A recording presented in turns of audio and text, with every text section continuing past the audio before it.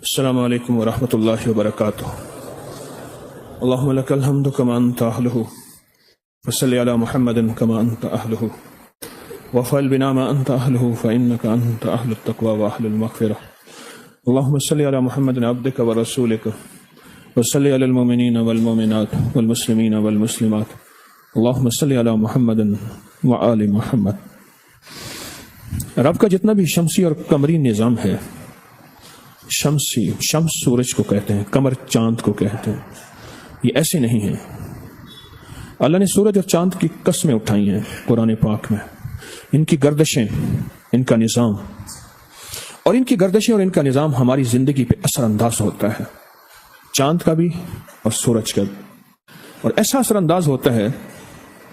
پوری دنیا کی جو جرائم کی سائنس ہے، جو جرائم کو واچ کرتی ہے، دیکھتی ہے، چیک کرتی ہے، ماہرین ہیں، وہ کہتے ہیں کہ چاند کی 13، 14 اور 15 تاریخ کو کرائم ریٹ بڑھ جاتا ہے۔ دنیا میں جرائم ان دنوں میں بہت زیادہ ہوتے ہیں، بہت زیادہ ہوتے ہیں، اور یہی دن ہوتے ہیں، انہی دنوں میں سمندر جو ہے وہ اتنا اونچا جاتا ہے جس کو سائنس کہتی ہے کہ چاند سمندر کو اپنی طرف کھینچتا ہے، اور اس کی موجیں، اس کا طوفان۔ جتنے بھی پچھلے دور میں کشتیوں جہازوں میں سفر کرنے والے تھے، وہ ہمیشہ 13، 14 اور 15 سے پہلے کسی کنارے پہ لگتے تھے۔ انہیں پتا ہوتا تھا کہ چاند کی ان تاریخوں میں سمندر میں اگر سفر کرنا ہے تو اپنے آپ کو تباہی، ہلاکت اور طوفان میں ڈالنا ہے۔ نواب مصطفیٰ خان شیفتہ ادیب بھی تھے، مصنف بھی تھے، شاعر بھی تھے۔ انہوں نے ایک حج کیا، تو حج کے سفر نامے میں بڑی عجیب باتیں، اور کئی لوگوں نے اپنے حج کے سفر نامے جو بحری جہازوں اور کشتیوں میں کیے جاتے تھے، اور جو بادبانوں سے چلتے تھے، رسے اور کپڑے ہوتے تھے، ان کے ساتھ ہواؤں کی سمت کے مطابق بادبان کو، اور وہ بادبان جو ہے وہ جہاز کو لے کے چلتا تھا اپنی سمت میں کہ ہم نے اگلی سمت کون سی جانا ہے۔ کہا کہ جہازوں میں سفر کرنے والے صرف 2 چیزوں سے ڈرتے ہیں، صرف 2 چیزوں سے۔ ایک، جہاز کے نیچے کوئی چٹان نہ آ جائے، پہاڑ نہ آ جائے اور جہاز اس سے ٹکرا نہ جائے، کشتی یا جہاز، اس میں چٹان نہ آ جائے، کوئی پہاڑ نہ آ جائے، اور جہاز اور کشتی یا چٹان اس میں ٹکرا نہ جائے۔ ایک اس سے ڈرتے ہیں۔ ایک، ہمیشہ جب سورج اپنی پورے جوبن پہ ہوتا ہے اور اس کا خاص طور پہ گرہن ہوتا ہے، سورج گرہن، اس سے بہت احتیاط کرتے ہیں۔ چاند گرہن سے بہت احتیاط کرتے ہیں، اور پھر چاند کی 13، 14 اور 15 اس میں بہت احتیاط کرتے ہیں، بہت احتیاط، جسے ایام بیس کہتے ہیں۔ اچھا، اللہ کا نظام دیکھیں، میرے کملی والے کی زندگی کی ترتیب دیکھیں۔ اسلام ہمیں امن سکھاتا ہے، اور کہاں کہاں امن ایسے انداز سے پیش کرتا ہے کہ انسان کو پتہ ہی نہیں چلتا۔ امن کے راز، امن کے راستے، محبت کے راز، رواداری اور محبت کے راستے ایسے انداز سے انسان کو پتہ ہی نہیں چلتا، انسان کے علم میں بھی نہیں ہوتا۔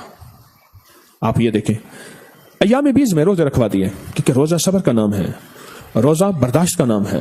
بھوک برداشت کی ہے آپ نے، 28 روزے تو ہو گئے نا، آج ختم ہو گئے، آپ نے 28 روزے بھوک برداشت، روزہ برداشت کا نام ہے، روزہ صبر کا نام ہے، روزہ اپنی چاہتوں اور لذتوں کو توڑنے کا نام ہے، چھوڑنے کا نام ہے۔ چاہتوں اور لذتوں کو کیا کرنے کا نام ہے؟ اپنی چاہتیں اور لذتیں، اس کو چھوڑنے کا نام ہے، اس کا نام روزہ ہے۔ کیا ہے اس کا نام؟ چاہتوں اور لذتوں کو چھوڑنے کا نام کیا ہے؟ روزہ، اس کا نام روزہ۔ نفلی روزے رکھوا دیے تو نفلی روزے رکھ، تیرا خون کھولے گا، چاند کا اثر زندگی پہ، زمین پہ پڑے گا، زمین اور چاند کا نظام میں ایک تبدیلی آئے گی، اس تبدیلی کو تیری آنکھیں نہیں دیکھ سکیں گی، صرف پرندے دیکھتے ہیں۔ ابھی قریب زلزلہ آیا، رات کے 10 بجے، پتہ نہیں کتنے بجے، 10:15، پرندے اور کوے شور کر رہے تھے۔ صرف بے زبان جانوروں کو نظام سمجھ آ جاتا ہے کہ کچھ ہونے والا ہے، کچھ ہونے والا ہے۔ سمندر اور چاند، زمین اور چاند، ایک خاص اس میں گردش آتی ہے، ایک خاص ترتیب بنتی ہے، ایک خاص نظام بنتا ہے جو ہمیں نظر نہیں آتا، لیکن اس گردش، ترتیب اور نظام میں انسان کے لیے یا خیر کے دروازے ہیں یا شر کے دروازے۔ سائنس نے چاند گرہن پہ اور سورج گرہن پہ اتنی ریسرچ کی ہے، اتنی، ہمارے نادان لوگ ہیں کہنے لگے کہ یہ انگریزوں کو تو چاند گرہن اور سورج گرہن کا کچھ نہیں ہوتا. آپ اٹھائیں تو صحیح، انہوں نے کتنی کتابیں لکھی ہیں اس پہ، اور کتنی احتیاطیں لکھی ہیں، اور کتنی احتیاطیں کی ہیں اس کے اوپر، کتنی احتیاطیں لکھی ہیں اور کتنی احتیاطیں کی ہیں. حتیٰ کہ حاملہ عورت کے لیے سورج گرہن اور چاند گرہن کی احتیاطیں بہت ہی زیادہ. حاملہ عورت کے لیے، اس عورت کے لیے جس کے ناپاکی کے دن ہوں، اس کے لیے کیا احتیاطیں ہیں. اس مرد کے لیے یا اس جوان کے لیے جس کی ابھی مونچھیں داڑھی نکل رہی ہے، اس میں کیا احتیاطیں کرنی ہیں. اس بوڑھے کے لیے جس کی زندگی بڑھاپے میں چلی گئی ہو، اس کو کیا احتیاطیں کرنی ہیں. حتیٰ کہ سونے والے کے لیے کیا احتیاطیں، جاگنے والے کے لیے کیا تدبیریں، یہ ساری کی ساری سائنس نے لکھی ہیں. میرے رب کا کوئی بھی نظام ایسا نہیں ہے. آپ یہ دیکھیں کہ میرے آقا حضور سرور کونین صلی اللہ تعالی علیہ وسلم نے سورج گرہن ہو یا چاند گرہن میں کیا کیا. ابو موسیٰ اشعری فرماتے ہیں ایک بار سورج گرہن ہوا تو نبی کریم صلی اللہ تعالی علیہ وسلم اٹھے کہیں قیامت نہ قائم ہو جائے، اور آپ نے مسجد میں آ کر بہت ہی لمبا قیام، لمبا رکوع اور لمبے سجدوں کے ساتھ نماز پڑھی. اور حضرت ابو موسیٰ اشعری رضی اللہ تعالیٰ عنہ بہت بڑے صحابی فرماتے ہیں میں نے کبھی آپ کو اس طرح کرتے ہوئے نہیں دیکھا. سورج گرہن کی وجہ سے مسجد کی طرف آپ نے، مسجد کی طرف کوئی بھی مشکل ہوتی تھی، کوئی بھی مشکل ہوتی تھی اور کوئی بھی پریشانی ہوتی تھی، کوئی بھی پریشانی ہوتی تھی، آپ مسجد کی طرف دوڑتے تھے. ایک دور آیا آج سے کچھ صدی، 1.5 صدی پہلے، باقاعدہ بندے بٹھائے گئے اور ان بندوں سے محاورے باقاعدہ ترتیب دلوائے گئے، ان سے بول، جملے اور محاورے گھڑوائے گئے، بنوائے گئے، تاکہ ہمارا مصلی اور تسبیح اور نماز سے رخ ہٹے. اور وہ محاورہ کیا؟ ملا کی دوڑ مسجد تک. ہاں، ملا کے معنی ہے اللہ سے ملا ہوا، مولوی کے معنی ہے اللہ سے ملانے والا. ملا کے 7 معنی ہیں اور مولوی کے بھی 9-10 معنی ہیں، اور سب معنوں میں یہی اللہ سے ملانے والا، اللہ سے ملا ہوا. دور آیا، باقاعدہ محاورے گڑے گئے، اور جو بندے چھوٹے پیشے کے تھے، کمزور اور کمتر پیشے کے تھے، ان کمزور اور کمتر پیشے والوں کے ساتھ محاورہ گھڑا گیا. انہیں مصلی کہا گیا. مصلی وہ ہوتا ہے جس کی مصلی سے نسبت ہو. آپ غور کریں، ایسا شخص جس کے ساتھ چھوٹا سا پیشہ ہے، یا ایسا پیشہ ہے جو بظاہر معاشرے کے اعتبار سے کمزور پیشہ ہے، اس کو باقاعدہ لفظ دیا گیا. یہ آج سے 1.5 صدی پہلے کی ترتیب ہے. باقاعدہ اس کی مہم چلائی گئی کہ مصلی سے جس کی نسبت ہو اس کو مصلی کہا جائے، اور جس کی مسجد سے نسبت ہو اس کے ساتھ باقاعدہ محاورے. بولوں کا زندگی پہ اثر ہوتا ہے، بولوں کا زندگی پہ اثر ہوتا ہے. اللہ کے حبیب سرور کونین صلی اللہ تعالی علیہ وسلم سورج گرہن میں کہاں تشریف لے گئے؟ کتنا لمبا سجدہ، کتنا لمبا قیام اور کتنا لمبا رکوع کیا. آپ یہ دیکھیں. اور اب ایک اور روایت ہے کہ ایک صحابی عبد الرحمن ابن سمرہ فرماتے ہیں میں حضور کے زمانے میں اپنی تیروں سے تیر اندازی کر رہا تھا. ایک دن میں تیر اندازی میں مشغول تھا، سورج گرہن ہوا، میں نے تیر پھینک دیے. دل میں کہا اللہ کی قسم میں یہ ضرور دیکھوں گا کہ سورج گرہن ہونے میں میرے آقا کملی والے اب کیا کرتے ہیں، میں دیکھوں تو صحیح.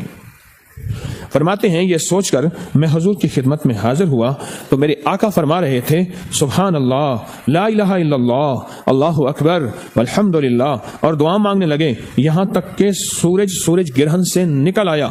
اور جب سورج سے ظلمت دور ہوئی تو آپ نے 2 سورتیں پڑھی اور 2 رکعت نماز ادا کی. یعنی ان 2 سورتوں میں، ان 2 رکعت نماز میں ہی وہ 2 سورتیں پڑھی. میرے آقا کی کھلی آنکھیں تھیں، انہیں پتہ ہے کہ سورج گرہن سے کائنات میں کیا تبدیلی آنی ہے، کیا آفات اور بلیات آنی ہیں، اور ان کے روکنے کے لیے ایک ایسی ہستی سے تعلق بناؤ جو ان کو روک سکے، اس کے علاوہ کوئی اور نہیں روک سکتا. اور میرے آقا کو علم ہے. حضرت صدیق اکبر رضی اللہ تعالیٰ عنہ کی صاحبزادی حضرت اسما فرماتی ہیں کہ حضور نے سورج گرہن میں غلام آزاد کرنے کا حکم فرمایا. بخاری کی حدیث ہے، تاکہ بلائیں ٹلیں.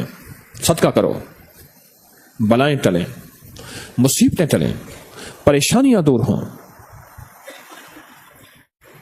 زندگی میں وہ عمل جو میرے آقا نے کیا اس کو نماز کسوف کہتے ہیں. سورج گرہن کی نماز کو نماز کسوف کہتے ہیں. کیوں؟ کہ بلائیں ٹلنے، مصیبتیں دور ہونے اور پریشانیاں دور ہونے کے لیے لازم ہے کہ یہ عمل کیا جائے. اس عمل کو بہت توجہ سے کیا جائے. اچھا، سورج گرہن کا نظر آنا یا نہ آنا ضروری نہیں. بعض اوقات بادلوں میں ڈھکا جاتا ہے، بعض اوقات نظر ہی نہیں آتا، بعض اوقات کسی ملک میں نظر آتا ہے، کسی ملک میں نظر نہیں آتا. نظر نہ آنا ضروری نہیں ہے. سورج گرہن کا ہونا اور اس کے بعد اس کے لیے عمل کرنا، دعاؤں میں لگنا، اعمال میں لگنا اور اللہ کی طرف رجوع کرنا یہ ضروری ہے. اب میں چند واقعات آپ کو سناتا ہوں. کچھ لوگ بیٹھے ہوئے تھے، دیکھا کہ حضرت خواجہ حسن بصری رحمۃ اللہ علیہ تیز تیز چل رہے ہیں اور اتنا تیز کہ دھول اڑ رہی ہے اور پریشان داڑھی کے بال بکھرے ہوئے اور چہرے پہ غم، دکھ، پریشانی. حضرت کی خانقاہ آستانے تسبیح خانے کے جو غلام تھے وہ ایک دم کھڑے ہو گئے کہ خیریت تو ہے کہ حضرت اتنے پریشان اور اتنا غم اور اتنا دکھ، آخر کیا وجہ ہے؟ تو ان کے کھڑے ہوتے ہی حضرت نے فرمایا، کیا دیکھ رہے ہو؟ جلدی کرو، تمہیں نظر نہیں آتا کہ سورج گرہن میں ہے اور لگو ان اعمال میں. اور ان میں ایک عمل آج میں آپ کو بتاؤں گا، لگو ان اعمال میں، ورنہ یاد رکھنا. اب لفظ سنیے گا ایک اللہ کے ولی کی، خواجہ حسن بصری رحمۃ اللہ علیہ کی. میں بصرہ میں ان کے مزار پہ گیا تو ان کے الفاظ سنیے گا. فرمایا، یاد رکھنا اگر تم نے سورج گرہن میں غفلت کی، کیا لفظ فرمایا؟ اگر تم نے سورج گرہن میں غفلت کی تو اللہ پاک تمہاری اور تمہاری تمام قوم پہ ایسے ایسے عذاب بھیجے گا جن کو چنتے چنتے تم بوڑھے ہو جاؤ گے. ایسے عذاب کہ جن عذاب کی وجہ سے اور ان کو چنتے چنتے تم بوڑھے ہو جاؤ گے اور وہ عذاب ختم نہیں ہوں گے. اور ایک روایت یہ ہے کہ ایک دفعہ ایک سال میں آپ نے یہ فرمایا، اللہ جل شانہ کی طرف سے ایسی اوپر سے بلائیں ٹل آ رہی ہیں، ایسے جیسے کہ تسبیح کے دانے گرتے ہیں، تسبیح ٹوٹتی ہے اور تم ان کو چنتے چنتے بوڑھے ہو جاؤ گے. وہ لوگ لگ گئے اعمال میں، لگ گئے. بمبئی کلکتہ میں جہازوں کی بہت بڑی کمپنی تھی، انگریز کی بہت بڑی کمپنی تھی، بیری جہازوں کی، اور بے شمار اس کے جہاز تھے، آ رہے ہیں جا رہے ہیں، سامان لا رہے ہیں اور بک رہا. اس دور کا وہ انگریز کروڑ پتی تھا، جس دور میں 1000 روپے جس کے پاس ہوتا تھا تو وہ اپنے علاقے کا چودھری بڑا اور مالدار ہوتا تھا. 1000 روپے اس دور میں وہ کروڑ پتی تھا. آپ حیران ہوں گے، میرے پاس کتابوں کے حوالے موجود، ریفرنس ہیں کہ انگریز کیا کرتا تھا جب بھی سورج گرہن کا پتہ چلتا، بلکہ وہ پہلے تحقیق کے بندے لگائے ہوئے تھے سارا کام ختم کر دیتا تھا اور کیا کرتا تھا کہ اپنے آپ کو کمرے میں بند کر لیتا تھا اور پھر کیا پڑھتا ہوگا، کیا کرتا ہوگا وہ کسی کو خبر نہیں، اور لوگوں کو کھلاتا تھا، پلاتا تھا اور لوگوں کو کہتا تھا نہاؤ، کپڑے پہنو، کھاؤ پیو، اور اس کی طرف سے لنگر چلتے تھے. اور جتنا وقت تک سورج گرہن رہتی تھی اور وہ کہتا تھا کہ اگر میں سورج گرہن کا خیال نہیں کروں گا میرے جہاز ڈوب جائیں گے، میرا کاروبار برباد ہو جائے گا، میری زندگی میں خود گرہن لگ جائے گا. اب ہم لفظ گرہن پہ آتے ہیں. گرہن کس کو کہتے ہیں ہمارے معاشرے میں؟ گرہن لفظ گرہ سے ہے. گرہ کس کو کہتے ہیں؟ گانٹ کو. گرہن جو لفظ ہے نا وہ گرہ سے ہے، تو کہتے ہیں گانٹ کو. ہوتا کیا ہے، اچھی خاصی چلتی زندگی میں گرہ پڑ جاتی ہے. آنت میں ایک بیماری ہوتی ہے جس کی وجہ سے گانٹ پڑ جاتی ہے، اس کو کولنج کہتے ہیں. کھل جائے تو کھل جائے، ورنہ وہ آنت کا حصہ کاٹنا پڑتا ہے. زندگی میں اچھا خاصی زندگی کی ریل پیل ہے، خوشیاں خوشحالی ہیں، عزتیں برکتیں ہیں، رزق دولتیں ہیں، صحت، ان میں گرہ لگ جاتی ہے. کیا لگ جاتی ہے؟ گرہ لگ جاتی ہے. آپ نے سنا ہوگا کہ کچھ گرہیں ایسی ہوتی ہیں جو ہاتھوں سے کھلتی ہیں، کچھ گرہیں ہیں جو دانتوں سے کھلتی ہیں. ایسے تو یہ وہ گرہ ہے جو نہ ہاتھوں سے کھلتی ہے نہ دانتوں سے کھلتی ہے. یہ وہ گرہ ہے جو ہمارے بس میں نہیں ہے. پھر یہ نماز کسوف، یہ اعمال، یہ 2 رکعت نماز نفل ہوتی ہے، 2 رکعت نماز نفل اس دورانیہ میں. جو اس دفعہ ہمارا دورانیہ سورج گرہن کا جو ہے، اس دفعہ سورج گرہن کا جو دورانیہ ہے وہ ہے کل 5 گھنٹے 25 منٹ کا. کتنا؟ 5 گھنٹے اور 25 منٹ کا دورانیہ ہے. اس میں 2 رکعت نماز نفل پڑھنی ہے، اس کو نماز کسوف کہتے ہیں. وہ گرہ صرف عرشی نظام ہی کھول سکتا ہے، اور وہ گرہ اگر ہماری زندگی پہ لگ گئی بس پھر لگ گئے.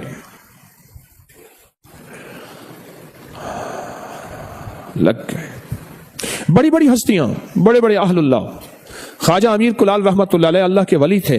ان کے پاس لوگ آتے تھے. ایک دفعہ ایسے دور سے بندہ نظر آیا اور آتے دیکھ کے کہا کہ ہو تجھے تو سورج کی گرہن لگی ہوئی ہے اور تیری گرہ کو کھولنا میرے بس کا کام نہیں ہے، مجھ سے کسی بڑے آدمی کے پاس جاؤ. اس نے بہت منتیں کی، حضرت میں تو آپ کا نام سن کے آیا ہوں، میری تقدیر، میرا نصیب، ہر چیز ختم ہو گئی ہے.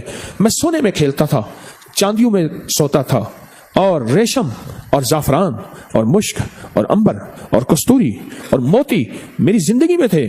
آج میری زندگی میں گوبر بھی نہیں ہے. یہ الفاظ ہیں. اور میں سب کچھ ٹھیک کہتا ہے تو اس لیے تو میں نے کہا تیری زندگی میں گرہ لگی ہوئی ہے، جا کسی سے گرہ کھلواؤ. اس نے بہت منتیں کی، بہت منتیں کی. اچھا فرمایا بیٹھ جا. پھر اسے اعمال بتائے، فرمایا کچھ عرصہ پھر یہ کر، پھر یہ کر، پھر یہ کر. اور بہت عرصے کے بعد اس کی زندگی کی گرہ کھلی. اب تو انگریزوں کی کتابیں اٹھائیں، نیٹ کی دنیا میں بے بہا پڑی ہے کہ انگریز سورج گرہن میں انہوں نے ریسرچ کی ہے. ہمارے بعض لوگ کہتے ہیں کہ یہ ایسے ہے.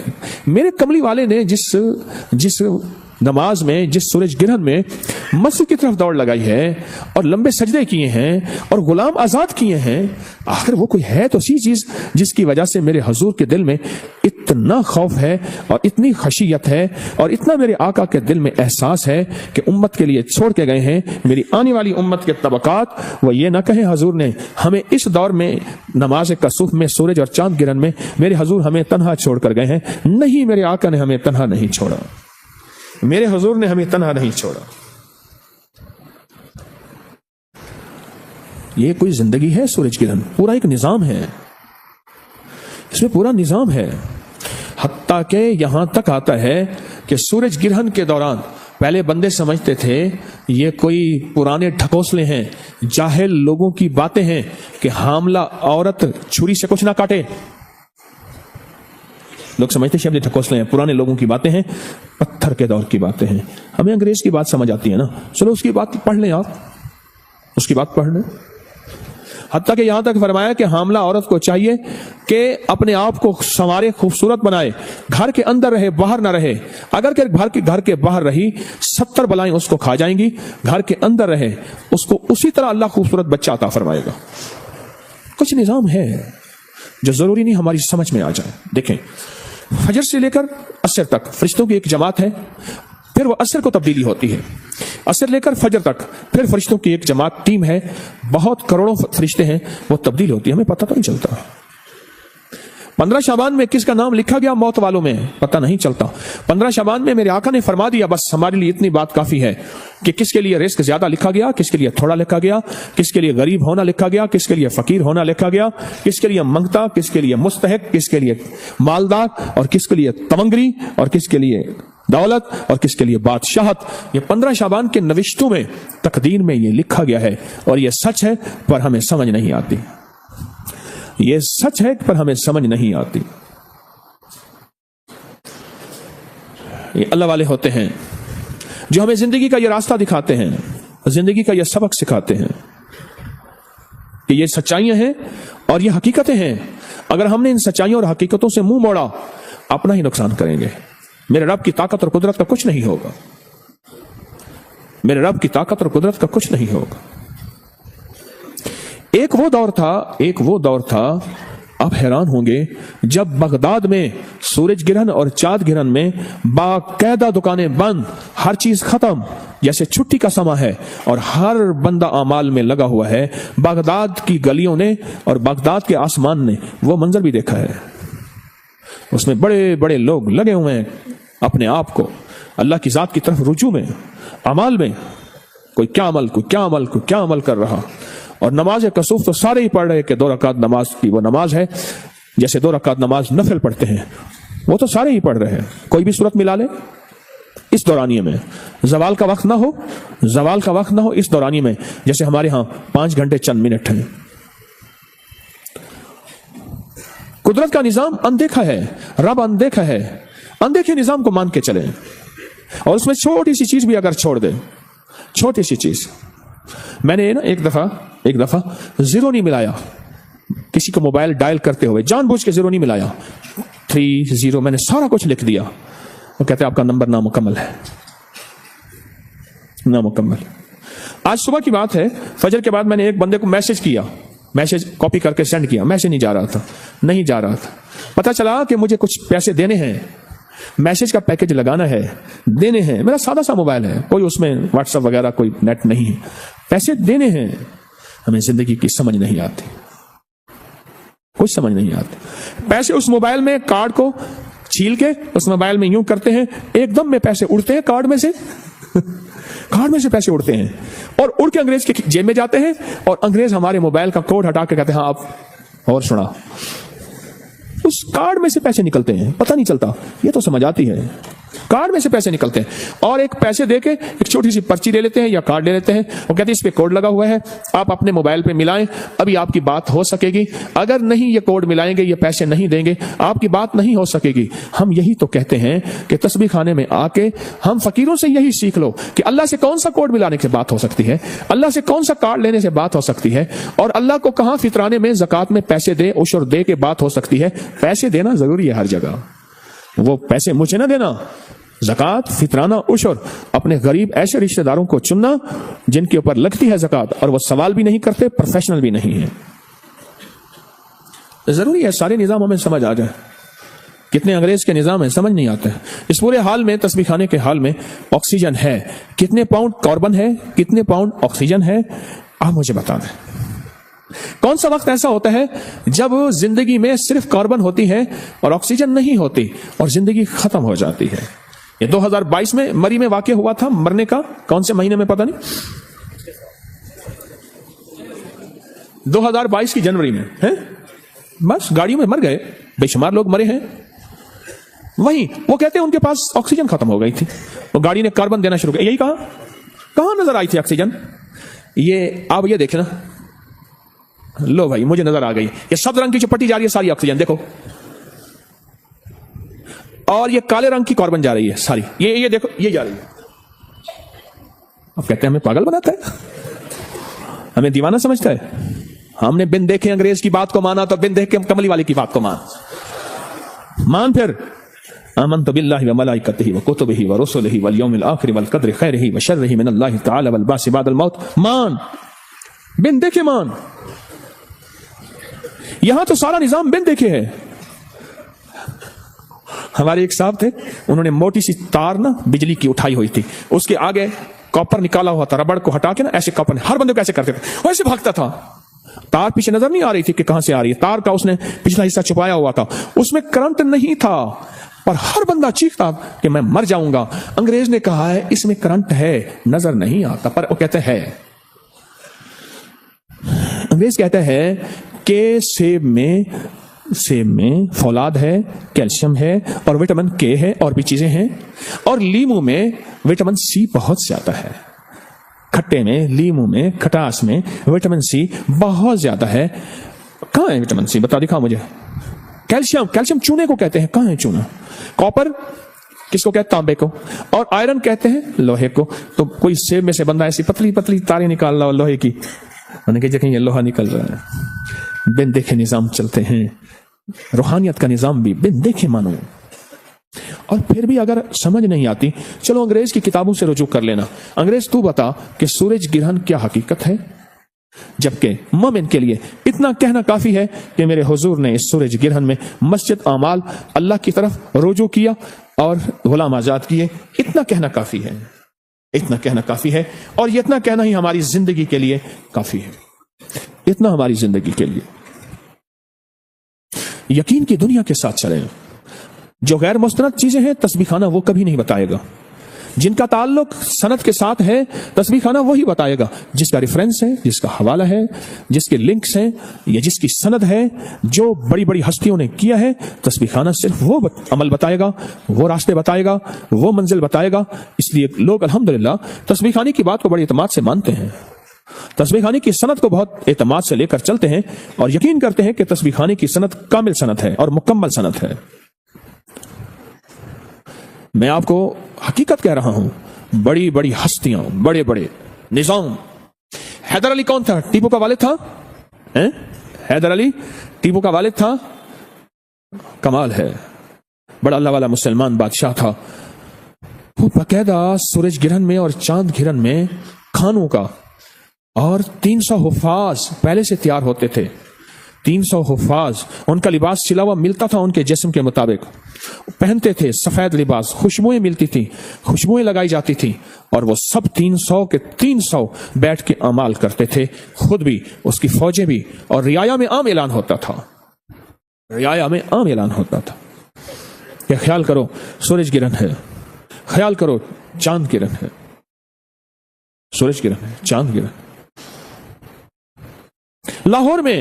لاہور میں فقیر وحید الدین، فقیر وحید الدین نہیں، فقیر اللہ عزیز الدین، یہ رنجیت سنگھ کے کیا تھے؟ وزیر تھے۔ آج بھی فقیر خانہ اندرون شہر میں ان کی پرانی بلڈنگ ہے۔ لاہور میں وہ گورنر تھے لاہور کے، اور پورے لاہور میں اہتمام کیا جاتا تھا۔ 1839 میں رنجیت سنگھ فوت ہوا ہے، مرا ہے 1839 میں۔ کہ نظام ہے، بڑی بڑی ہستیاں اس کو لے کے چلی ہیں، چونکہ امت میں عمومی یہ چیز ختم ہو گئی ہے، ساری چیزوں کی آگاہی ملی ہے۔ قصور میرا ہے کہ میں نے نہیں بتایا، ہمیں ہر طرف سے آگاہی مل رہی ہے ہر چیز کی، اس چیز کی آگاہی نہیں ملی، اطلاع نہیں ملی کہ سورج گرہن میں میرے حضور کا عمل کیا تھا، حضور کے ماننے والے، کملی والے کے ماننے والوں کا عمل کیا تھا، ان کی زندگی میں کیا ہوتا تھا اور کیسے ہوتا تھا۔ قلعہ معلیٰ، لال قلعہ کو قلعہ معلیٰ کہتے تھے، لال قلعہ میں باقاعدہ اس کا اہتمام ہوتا تھا۔ شاہ عالم ثانی کے دور میں، شاہ عالم ثانی کے دور میں اس کا باقاعدہ اہتمام ہوتا تھا، مساجد میں بڑی بڑی ہستیاں اہتمام کرتی تھیں۔ ایک عمل ہے جس کو حروف صوامت کہتے ہیں۔ قرآن پاک کے 29 حروف عربی کے قرآن کے، ان میں 13 حروف وہ ہیں جن پہ نقطہ نہیں ہے۔ 13 حروف قرآن پاک کے وہ ہیں جن پہ نقطہ نہیں ہے۔ اس پہ ایک عمل ہوتا ہے، سورج گرہن کے دوران ایک عمل ہوتا ہے جس کو 543 دفعہ پڑھا جاتا ہے، 4543 543 بار پڑھا جاتا ہے۔